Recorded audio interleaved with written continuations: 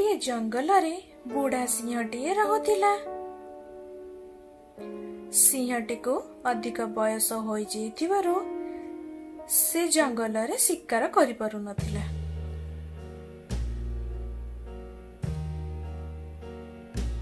से मने मने चिंता कला जे बिलुआ को मंत्री पदरे रखिले मते आउ शिकार करने को पड़िबनी। से गोटे बिलुआ को डाकी मंत्री पदरे रखिला।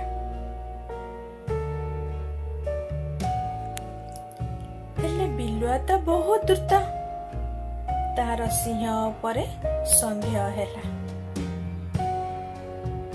जे सिंह महाराज हठात मत श्रुगाल आजु तुमे हेल मोर मंत्री। ए बण जंगल उपरे आजु मो शासन करिबी, तेणु तुमे मो महामंत्री भावे आजु जंगलर शासन भारर दायित्व तुमर। हाँ महाराज, आजिठु आपण जहा आज्ञा देबे मु सेया ही करिबी। हौ ठीक अछि, काली ठारु प्रत्येक दिन मो पई किछि ना किछि शिकार नै कि आसीबो। माने मो महाराज शिकार नै कि आसीबी?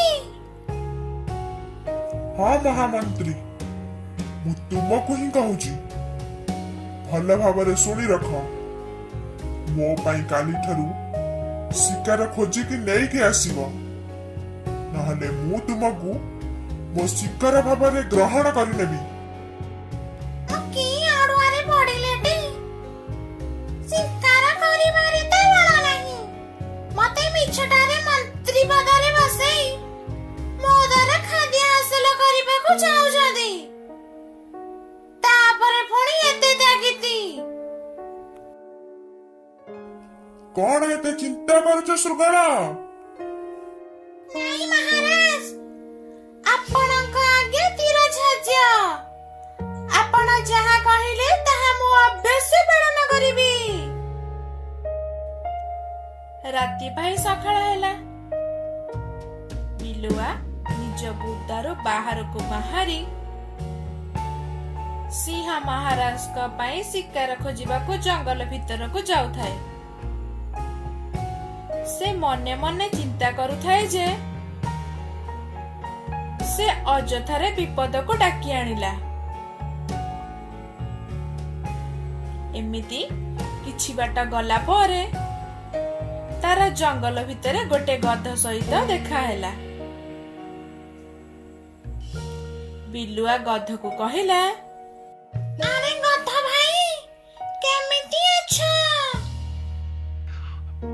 हाँ सेमिति अच्छी सेमिति माने केमिति अछ कहो ना? ना माने किछि भल नहीं। 2 मास तले गोटे मालिक घरे थिली जे से 3 दिन हेलाने मते घरु बाहर कर देछि। सेही दिन ठारो जंगल रे बुलुछि आउ। जानिला गध भाई, तमे आओ हबनी। छड़ छड़ छड़ वो कहिबार माने जहा हो जायछि ताको भूली जा, बुझिला? मु तम पई गोटे भला खबर आनिछि, सुनिबा त? सुन, आम जंगलर सिंह महाराज ताको सेनापति पई तम परिका ठीक पशुटिए खोजुछंती, बुझिला? माने मो भलिया पशु मोर एमिति कौन अछि जे महाराज मो भलिया पशु पछुछन्ति? अरे गध भाई, गध भाई, गध भाई, तमे जानि न जे तम पाखरे कोन अछि? तमे त जंगलर मंत्री हेबा कथा, मंत्री। ଜାଣିଲା ବିଲୁଆ ଭାଇ, ମନ୍ତ୍ରୀ ପୁଣି ମୁଁ ହେବି। କଣ କହୁଛ ବିଲୁଆ ଭାଇ? ମୁଁ ତ ନିରୀହ ପଶୁଟିଏ, ନା ମୋର ମୁନିଆ ନଖ ଅଛି, ନା ପଞ୍ଜା ଧରିଲା ଭଳି ପଶୁଟିଏ ମୁଁ। ଘାସ କୁଟା ଖାଇ ଦିନ ଯାଏ ମୋର। ମତେ କାହିଁ ଏତେ ବଡ ପଦରେ ନେଇକି ବସେଇବ?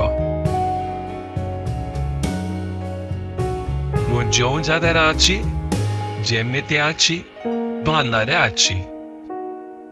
ମତେ କଣ ବୋକା ବୋଲି ଭାବିଛ କି? ଏବେ ଟିକେ ଆଗରୁ କହିଲତି ଭଲରେ ନାହଁ ବୋଲି, ଏବେ ପୁଣି କହୁଛ ଭଲରେ ଅଛି ବୋଲି। ଶୁଣ, ଆମେ ଦୁଇ ଜଣ ସିଂହ ମହାରାଜଙ୍କ ପାଖକୁ ଚାଲ ଯିବା। ସେ ତମ ଦୁଃଖ ଶୁଣି କିଛି ନା କିଛି ବ୍ୟବସ୍ଥା କରିବେ। ତମ ଖାଇବା ରହିବାଠୁ ଆରମ୍ଭ କରି ତମ ପଦ ପର୍ଯ୍ୟନ୍ତ ସବୁ ବୁଝିବେ। ତେଣୁ ତମେ ମୋ ସହିତ ସିଂହ ମହାରାଜଙ୍କ ପାଖକୁ ଚାଲ। ତମର ସେ ସବୁ ସୁବିଧା ବୁଝିବେ। ତମେ ବିଲୁଆ ଭାଇ ଏତେ କହୁଛ ଯଦି ଚାଲ ଯିବା। ମନ୍ଦ ବୁଦ୍ଧି ବିଲୁଆ ଗଧଟିକୁ ଲୋଭ ଦେଖାଇ ନେଇକି ଚାଲିଲା ସିଂହ ମହାରାଜଙ୍କ ପାଖକୁ। ସେପଟେ ସିଂହ ମହାରାଜ ବି ତାଙ୍କ ଗୁମ୍ଫାରେ ଚାହିଁ ବସିଥିଲେ ତାଙ୍କ ଶିକାରକୁ। କେତେବେଳେ ବିଲୁଆ ଶିକାର ଆଣିକି ଆସିବ ତାକୁ ଭକ୍ଷଣ କରିବେ। ମହାରାଜ, ମହାରାଜ, ମହାରାଜ। କିଏ? ମହାମନ୍ତ୍ରୀ ଶୃଗାଳ? ହଁ ମହାରାଜ, ମୁଁ। ଦେଖନ୍ତୁ ମହାରାଜ, ମୋ ସାଙ୍ଗରେ କିଏ ଆସିଛି? କିଏ ଆସିଛି ଶୃଗାଳ ତମ ସହ? ଏ ହେଉଛନ୍ତି ଆମ ଗଧ ଭାଇ। ଆଙ୍କ ଦୁଃଖ କଣ ଜାଣିଛନ୍ତି? ଗଧ ଭାଇ ନା କିଛି ଖାଇବାକୁ ପାଉନାହାନ୍ତି। ଖାଲି ଜଙ୍ଗଲର ଏପଟରୁ ସେପଟକୁ, ସେପଟରୁ ଏପଟକୁ, ଏପଟକୁ ସେପଟକୁ ଏମିତି ଘୁରି ବୁଲୁଛନ୍ତି। ମୁଁ ତାଙ୍କୁ ଡାକିକିରି ଆଣିଲି। ମୁଁ କହିଲି କି ମୋ ସାଙ୍ଗରେ ଚାଲ ଆମ ମହାରାଜଙ୍କ ପାଖକୁ। ସେ ବହୁତ ଭଲ ଆଉ ଦୟାଳୁ। ସେ ତମର ରହିବା, ଖାଇବା, କାମ ଦାମ, ପଦ ପଦବୀ ପର୍ଯ୍ୟନ୍ତ ସବୁ କଥା ବୁଝିବେ। ଆମ ମହାରାଜ ତମର ସବୁ ସୁବିଧା କରିଦେବେ। କଥା କହିଛ ତମେ ଶୃଗାଳ। ମିଳିଯିବ ମାନେ ମିଳିଗଲା ଜାଣ।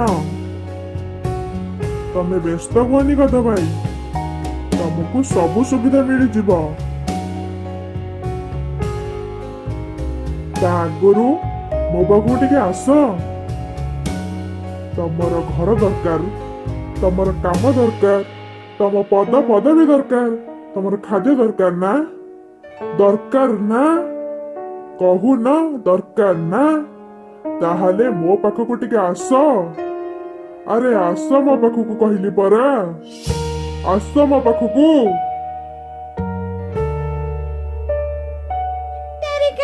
ମହାରାଜ କଣ କଲେ ଆପଣ?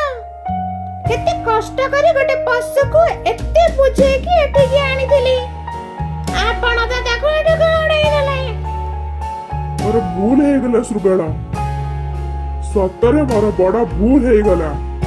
ଶୁଣନ୍ତୁ ମହାରାଜ, ଥରେ ଡରିକି ଯାଇଥିବା ପଶୁ ଆଉ ଥରେ କଣ ଆସିବ?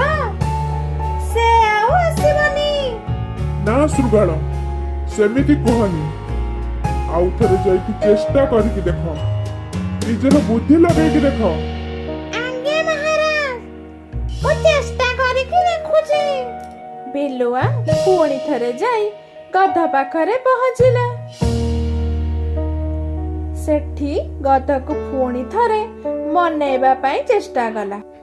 ନାଇଁ ବିଲୁଆ ଭାଇ ମତେ ଆଉ କିଛି କୁହନି। ମୁଁ ନ ଖାଇ ପଛେ ରହିଯିବି ସେତିକି ଆଉ ଜମା ଯିବିନି। ଆରେ ତମର ବୁଦ୍ଧି ନାହିଁ କି? ତମକୁ ମହାରାଜ ଭଲ ମନ୍ଦ କଥା ପଚାରୁଛନ୍ତି, ତମେ ତାଙ୍କ କଥାକୁ ନ ବୁଝିପାରି ଡରିକି ପଳେଇ ଆସିଲ। ସେ ସମସ୍ତଙ୍କୁ ଏମିତି ହିଁ ଭଲ ମନ୍ଦ ପଚାରନ୍ତି। ଆରେ ଆସ ମୋ ସାଙ୍ଗରୁ, ଆସ ଯିବା। ନାଇଁ ବିଲୁଆ ଭାଇ ମତେ ଡର ଲାଗୁଛି। ସେ ମତେ ଯେମିତି ଖାଇଦେବେ। ଆରେ ସେ ରାଜ୍ୟ କଥା ମୁଣ୍ଡରେ ପୁରାଅନି। ସେ ଖାଇବାକୁ ଚାହିଁଲେ କଣ ମତେ ଖାଇପାରନ୍ତିନି? ତା ମାନେ ମୁଁ ଏବେ ପାର କରିବି ବିଲୁଆ ଭାଇ। କଣ କରିବ ମାନେ? ତମେ ଏବେ ମୋ ସାଙ୍ଗରେ ଚାଲ। ଏଠି ରହି ଭୋକ ଉପାସରେ ମରିବା ନା କଣ? ଚାଲ ଏବେ ମୋ ସହ। ତମେ କହୁଛ ଯଦି ବିଲୁଆ ଭାଇ ଚାଲ। ଗଧକୁ ବୁଝାସୁଝା କରି ବିଲୁଆ ସାଙ୍ଗରେ ନେଇକି ଚାଲିଲା। ଦୁହେଁ ପହଞ୍ଚିଲେ ସିଂହରାଜଙ୍କ ଗୁମ୍ଫାରେ। ଭୋକରେ ବ୍ୟାକୁଳ ଥିବା ସିଂହ ଗଧକୁ ଦେଖିଲା ମାତ୍ରେ ତାକୁ ମାରିଦେଲା।